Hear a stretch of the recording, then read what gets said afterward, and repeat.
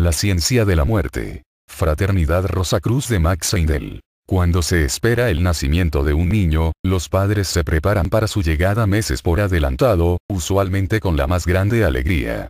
Algunas veces la familia entera, especialmente la parte femenina de ella, ayuda a preparar las creaciones más maravillosas para la comodidad del diminuto extraño que todavía no ha hecho su aparición.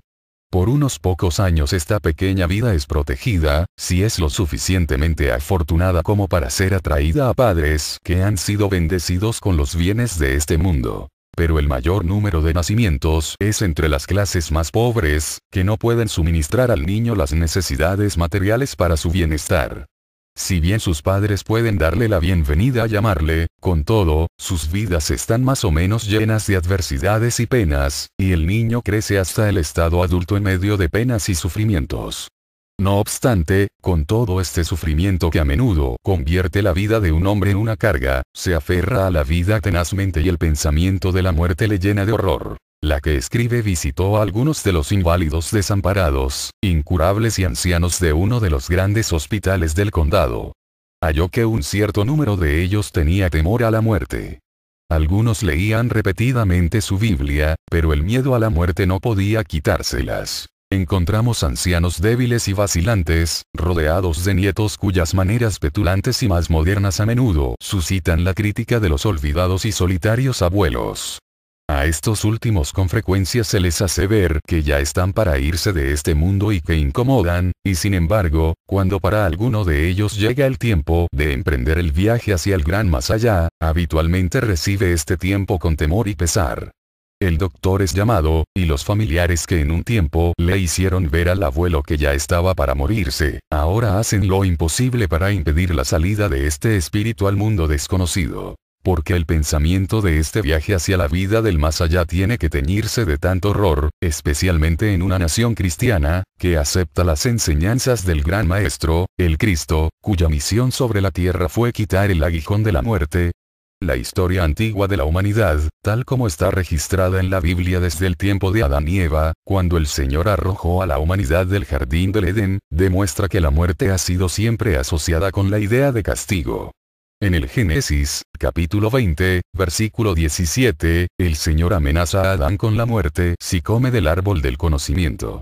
A través de la historia de los antiguos israelitas encontramos que su Señor, Jehová, constantemente les amenazaba con el castigo de muerte por sus pecados. Este temor fue implantado en las mentes de estas primeras razas, cuyas mentes infantiles todavía no eran capaces de razonar, y que únicamente podían comprender a través del miedo. Ellos no podían concebir que Dios fuese un Dios de amor, y respondían únicamente a un Dios iracundo que podía arrojarles en desconocidas tinieblas por sus pecados. Los pueblos antiguos eran muy supersticiosos, y usaban gran cantidad de ritos para librarse de los poderes de las tinieblas. El miedo a la muerte creó en ellos un deseo de conservar sus cuerpos, de lo cual resultaron las varias clases de embalsamamiento. Entre los antiguos egipcios el embalsamamiento llegó a ser un arte. Después que el cuerpo había sido sometido a un proceso de conservación por parte de los sacerdotes, era colocado en una caja de sicómoro a la cual se le daba la forma del cuerpo, y luego era devuelto a los parientes, quienes muy frecuentemente lo conservaban en la casa, y algunas veces en una bóveda o sepulcro privado.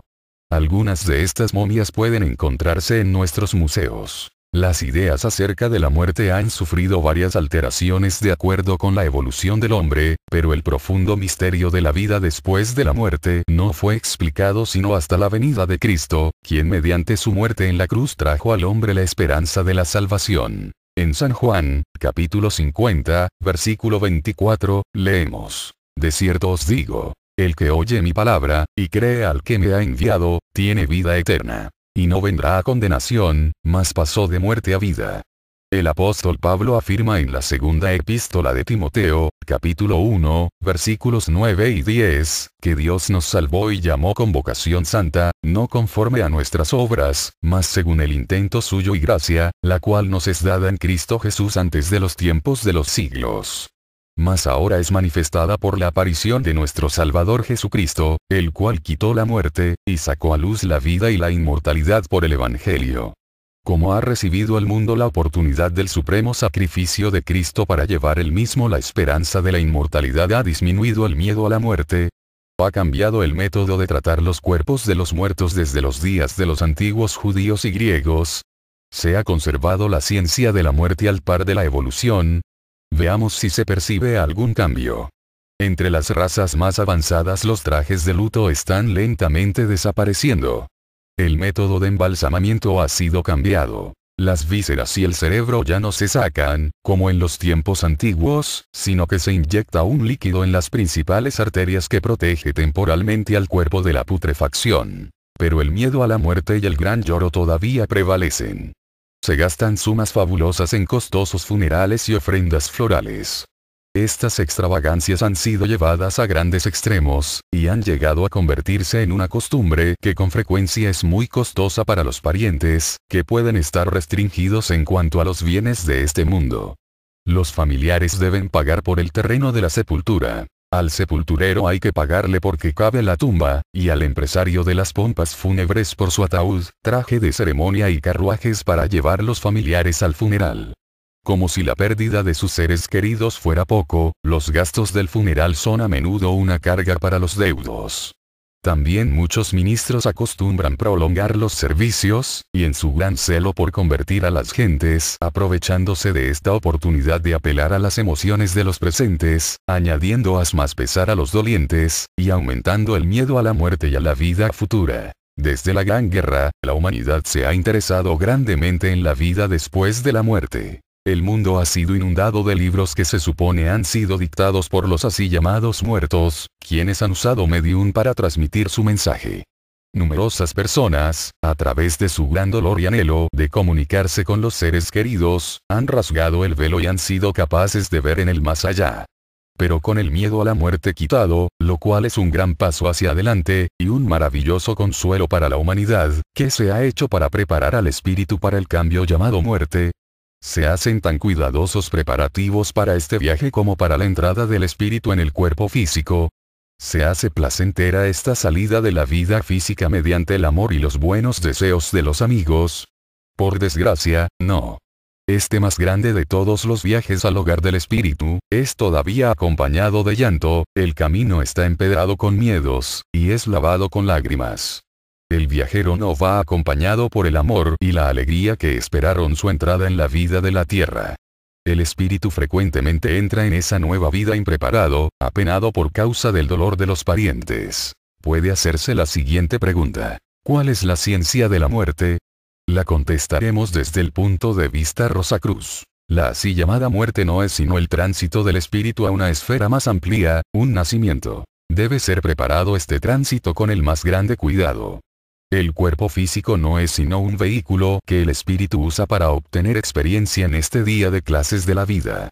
Al final de esta vida, el ego debe asimilar lo que ha experimentado, y con el fin de extraer lo mejor de sus experiencias, deben ser preparadas ciertas condiciones para ello al tiempo de la ruptura del cordón plateado, que ocurre usualmente alrededor de 3 días y medio después de la muerte.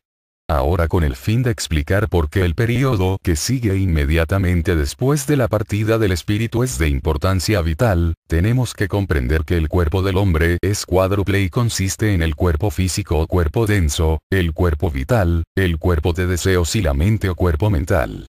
En lo que se llama la muerte, el espíritu sale con los 2 vehículos superiores, que están unidos a los cuerpos físico y etérico por medio de un delgado cordón. Este, cuando es visto con los ojos del espíritu, tiene un brillo plateado, y tiene la forma de 2 números 6, conectados en los puntos de los 2 ganchos. El extremo superior está conectado con los 2 vehículos superiores, mientras que el extremo inferior todavía permanece en contacto con el cuerpo físico. A la muerte, los cuerpos de deseos y mental abandonan el cuerpo físico, llevándose con ellos solo un átomo permanente, que durante la vida estuvo depositado dentro del ventrículo izquierdo del corazón. Este átomo, como la película negativa de la cámara, ha sido impresionado con todas las experiencias de la vida que acaba de terminar. Al tiempo de la muerte, las fuerzas de este átomo abandonan el cuerpo y todas las impresiones son transferidas del cuerpo vital, que es el almacén de estas experiencias, al cuerpo de deseos, y forman la base de la vida del hombre en el purgatorio y en el primer cielo. Esta transferencia es hecha por el espíritu durante los primeros 3,5 días después de la ruptura de la conexión entre el átomo simiente y el corazón, ordinariamente conocida como muerte. Podemos ver así que la muerte no es completa sino hasta que este traspaso ha sido llevado a cabo. La sensación está todavía presente, y el espíritu sufre a causa del ambiente inarmónico. Puede sentir algo durante la autopsia o el embalsamamiento. Cuando el cuerpo es mutilado o cremado antes de que se haya roto el cordón plateado, el espíritu siente dolor. Los doctores y los empresarios de pompas fúnebres, creyendo a la persona muerta, usualmente no manejan el cuerpo con el mismo cuidado que tendrían si conociesen los hechos reales. Han sido registrados casos en los que aquellos cuyos cuerpos fueron mutilados inmediatamente después de la muerte, fueron capaces de comunicarse con los que todavía estaban en el cuerpo, y se quejaron acerca de lo que sufrían. En un caso una mujer afirmó que la habían destazado, y no podía hacer comprender al empresario de pompas fúnebres que ella estaba sintiendo el cuchillo. Si fuera más generalmente conocido que nuestros muertos pueden sentir el dolor físico hasta después de cierto tiempo, se interrumpirían los embalsamamientos y en lugar de eso el cuerpo sería conservado en hielo. Cuando el panorama de la vida ha sido completamente impreso sobre el cuerpo de deseos y se ha roto el cordón plateado, los dos éteres inferiores del cuerpo vital gravitan de regreso hacia el cuerpo físico, dejando al espíritu libre para continuar su viaje a los reinos superiores. Los dos éteres superiores se incorporan al cuerpo de deseos. Cuando el cuerpo físico es enterrado, la parte del cuerpo vital que queda se desintegra sincrónicamente con el cadáver. Cuando el cuerpo es cremado, el espíritu es liberado mucho más rápidamente de todos los vínculos que le unen al traje físico gastado. Conforme el interés y la creencia en una vida después de la muerte se hagan más universales, la gente comprenderá la necesidad de contar con un método científico de cuidar a los que están pasando a la vida superior, y entonces tendremos enfermeras, doctores, y ministros tan versados en la ciencia de la muerte como en la ciencia del nacimiento. Entonces el espíritu estará rodeado no solamente de amor, sino también de paz y quietud al tiempo del tránsito. También tendrá un registro más profundo y claro, con el cual comenzar el trabajo de su vida en su nuevo estado. Fraternidad Rosacruz de Max Heindel.